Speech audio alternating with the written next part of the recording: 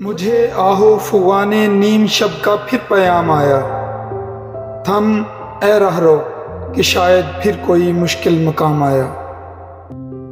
ذرا تقدیر کی گہرائیوں میں ڈوب جا تو بھی، کہ اس جنگاہ سے میں بن کے تیغ بے نیام آیا۔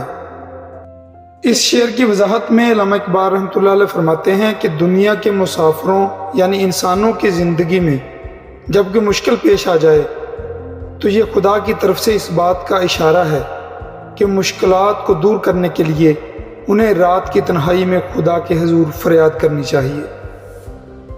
اگر انسان رو رو کر خدا سے اپنی مشکلات کو دور کرنے کی دعا کرے تو خدا اس دعا کو سنے گا اور مشکلات دور ہو جائیں گی۔